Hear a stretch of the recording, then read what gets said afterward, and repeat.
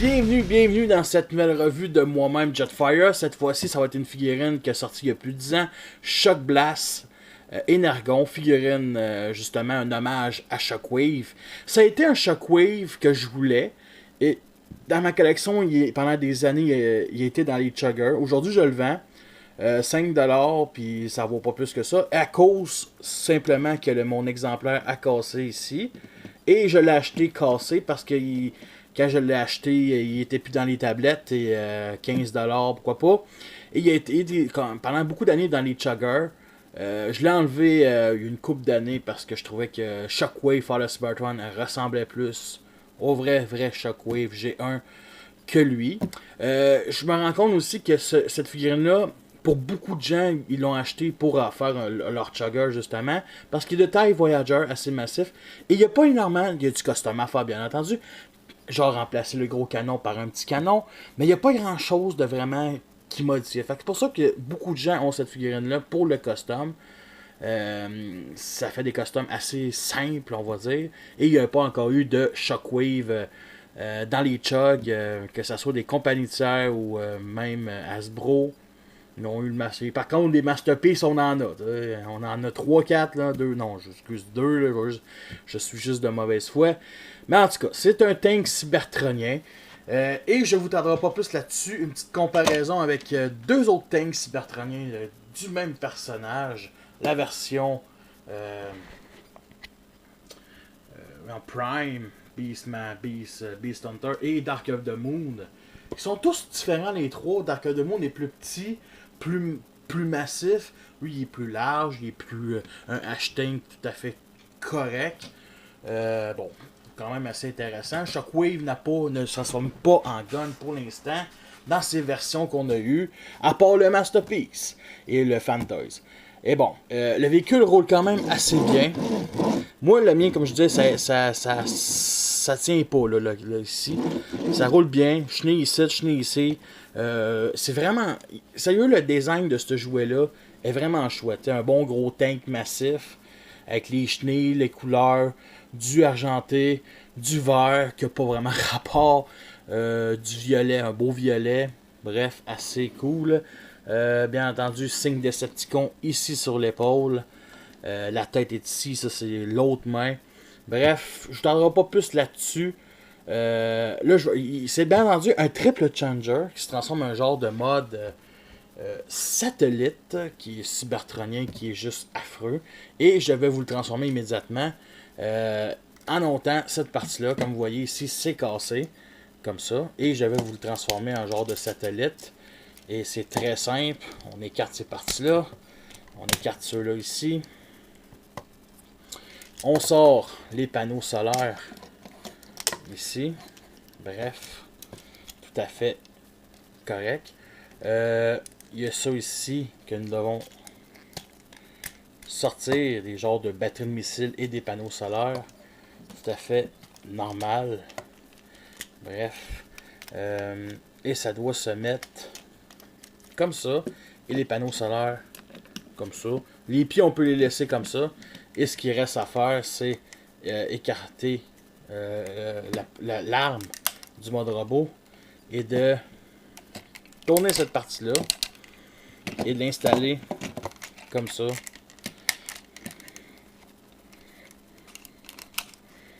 Pour faire un genre de satellite d'attaque futuriste, cybertronien. Bref, ça tient pas.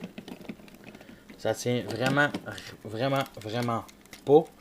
Mais bon, il y a quand même un certain look, là, on va se le dire. Là. Voyons, ça tient pas, ça tiendra pas plus. Bon. Bref. Comparé à mode véhicule, à cause, en tout cas. Ça tient pas, bon, c'est un peu bon, ça tient. C'est à peu près comme ça. J'aime bien le design, ça fait satellite un peu humain, futuriste. Bref, le design il est quand même bien.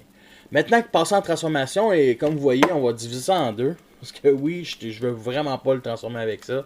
Fait qu'on ramène les panneaux solaires ici comme ça. On va les descendre comme ça. Bien entendu, ici, on longe les chenilles de côté. Et les pieds, on fait juste les sortir. Ça tient extrêmement bien. Maintenant, l'étape rendue en haut, c'est bien simple. On ramène cette partie-là comme ça.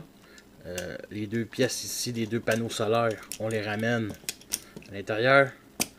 On les tourne 90 degrés vers nous. Et on les met comme ça pour former le backpack. Yes sir, Miller. Maintenant, cette partie-là, c'est bien simple comme vous connaissez. Bon, il y a ici qu'on tourne vers nous. Ça qu'on descend. Ça qu'on détache. Et qu'on tourne 180 degrés vers le bas. On descend les bras. On ramène ça comme ça. Et la tête, on la lève. On lève les oreilles. Et on tourne 90 degrés vers nous. Et on accroche ça ici. Qui n'accroche pas vraiment. Qui n'accroche plus, on va se le dire. Là. Ça, c'est...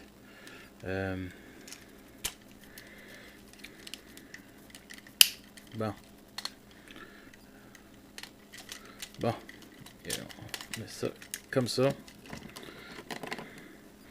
Et nous avons notre Shockwave en mode robot. Là, je vais toujours appuyer ici. Vous comprenez pourquoi. La tête, elle est très belle. Une tête de Shockwave. Un œil vert au lieu de rouge.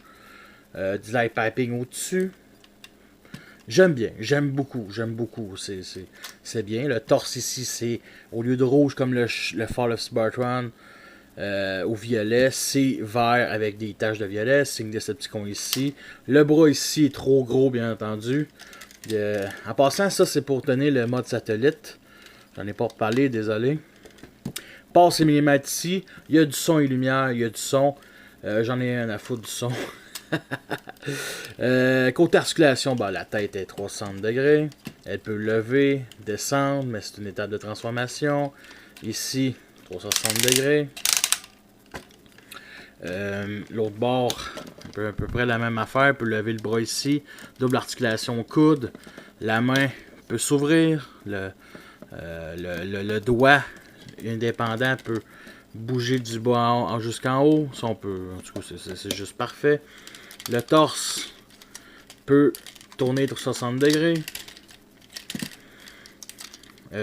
On peut écarter, bien entendu, les jambes comme ça, comme ceci. En arrière, en avant. Bref. Bon, je pense sérieusement, je regrette d'avoir fait la revue parce que c'est tellement de la merde de le tenir. Là. Bref, articulation aussi au genou. Bon, comme ça. Les pieds, pas grand chose, énorme talon. Est-ce qu'on peut faire une pause d'attaque? Et bien sûr que oui. Comme ça. Bon, c'est. Je vous mentirais pas. Ça tient pas. Ça tient pas, fuck all. Ah, déjà. Vous voyez, déjà, là. Je viens de péter la petite pièce ici. Bref, ça vaut plus 5$. Ça va être à poubelle. Ça va être à poubelle, certain. Je peux-tu au moins... Attends. J'ai peut-être... On va finir de le toucher, là, sérieusement. Parce que là, il... Pétage. Bon. Au moins, on peut le tenir un peu comme ça. Bon, yes. Là, madame et monsieur, je n'y touche plus. Voici une comparaison avec le Dark of the Moon, qui est une demi-tête de moins, et celui-là qui est pas mal égal côté grosseur. Lequel mon préféré, sérieusement, c'est sûr que l'Energon oublie ça, là, puis le Fall of Cybertron a trop des petites têtes, des petites jambes. Puis, sérieusement, mon préféré, c'est le Dark of the Moon, ça c'est certain. Ouais. Est-ce que c'est une figurine qui en vaut la peine? Personnellement, je dirais oui et non. C'est un très beau hommage à Shockwave. Achetez pas le mien. Moi, le mien, ça va aux poubelles. Je suis vraiment sérieux. Le mien, il me sert à rien. Mais avant toute chose, il fallait quand même que je le... J'ai quand même pris 5 minutes à ouvrir mon bac de missiles. Et... le fameux ici, partie ici qui s'écarte, que j'ai oublié de vous montrer, désolé. Mais qui est vraiment cool avec des détails ici, des canons, bref. Et la partie ici, qui, bien entendu, en rétractant ça se referme dans le robot. Personnellement, c'est pas une figurine que je vous recommande, mais comme vous avez vu, toute la partie du torse est liée par cette partie-là. Là, il vient de casser. Mon chum de gars l'avait cassé, puis il me l'a vendu, puis il a fait son temps. Tu sais, je veux dire, il a fait son temps dans ma collection. Je pense que ce que je vais faire, c'est que c'est vraiment, tu sais, je pense que je vais le vendre 5$ parce qu'il est quand même complet à part ça, puis je vais coller ici tout le torse pour au moins dire, gars, vous avez un Shockwave qui se transforme pas, qui prend gun, pas en tank, puis that's it, that's all. Je sais que vous la jetterez pas, c'est une figurine qui vaut plus rien qu'elle s'est cassée de même. Mais sérieusement, la figurine a quand même des bonnes affaires. C'est un très beau hommage à Shockwave pour l'époque. Faut pas oublier que ça date de plus de 10 ans, ce jouet-là. Fait qu'il n'y avait pas beaucoup d'hommages à cette époque-là. Il fallait le prendre, c'est qu'il y avait. Il n'y avait pas de masterpiece, il n'y avait pas c'est une très bonne représentation du personnage. Puis il y a bien entendu un repeint de Six Shot qui est un camouflage désert noir, gris foncé. Disons de Six Shot justement, qui est son frère jumeau. Mais bref, sur ça, je vous laisse et à la prochaine.